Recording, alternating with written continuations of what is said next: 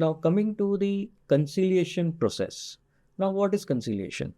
Now in a very ordinary sense or legal sense, we can say the conciliation is actually a process, out of court process, where parties comes together under the supervision of a conciliation to have a settlement or arrive at a settlement.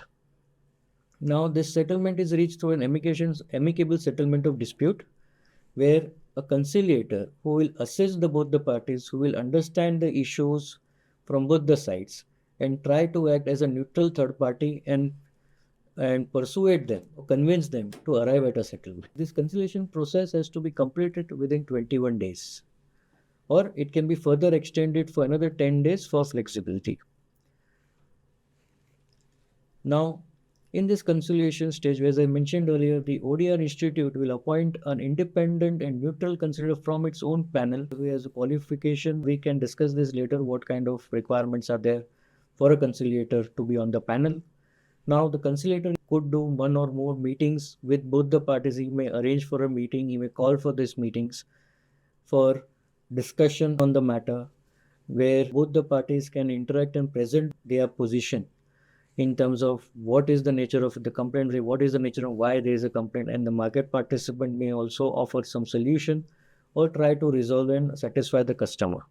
In such situation, if both the parties arrive at a consent and within 21 days, then that consent is recorded properly in writing or electronically through the portal of the ODR institution. Now, in such situations, at the end, there will be an execution or a conciliatory report or execution of settlement agreement, which will be signed between the disputing parties post the conciliation process. That is how the conciliation process ends. Now, during this process also, the conciliator may act and advise the market participant where there is a deficiency of service or something, that please provide the services in a better manner so that the matter of the complainant has been resolved.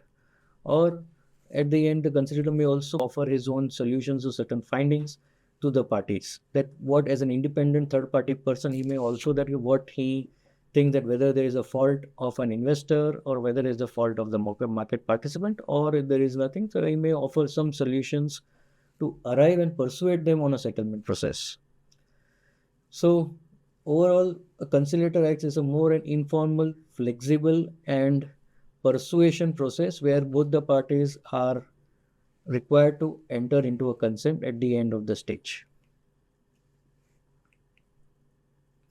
Now, what happens in case where at the end of 21 days, even though the conciliator has tried, but the parties are still not able to arrive at a consensus, or matter still remains resolved.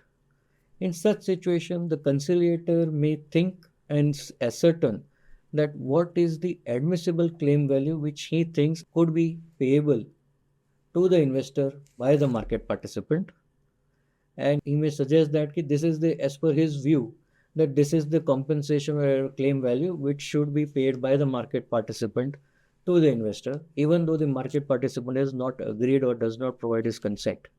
In such situation, he will report that this matter has remained unresolved, and he will report to the disputing parties also and the ODR and the MII.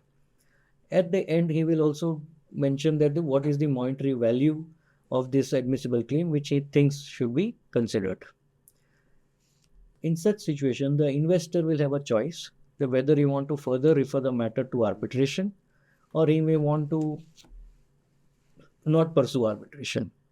It is completely his choice. And even the next stage which he goes, then again that entire arbitration process will be monitored and administered by the ODR institution who had earlier facilitated the conciliation process. But the parties are not able to arrive at a consensus, or if the matter remains unresolved. So the next stage is arbitration. If the matter could not be resolved or settled in conciliation, then the investor or the market participant can refer the matter to arbitration, and the ODR Institute, who has handled the conciliation earlier, the same ODR Institute will also monitor and supervise the arbitration proceedings. In such cases, what happens? So arbitration is actually a process where parties submit to an arbitrator to make a binding decision on the dispute.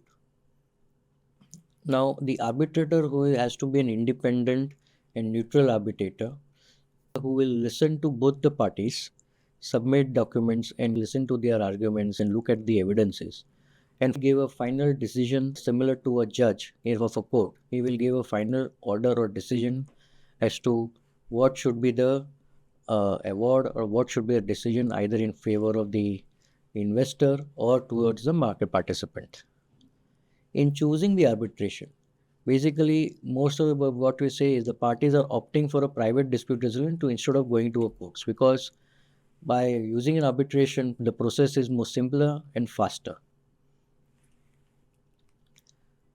So how the arbitration process will work in the smart ODR systems? Here the investor and the market participant will refer the matter, and the institute has appointed an independent arbitrator. Now the institute, once the matter is referred to them, there is a certain timelines given that within 5 days the arbitrator has to be appointed by the institute. Before that, during this period as well, the within this 5 days period, the arbitration fees is also required to be paid by the investor and the market participant for for starting the arbitration proceedings.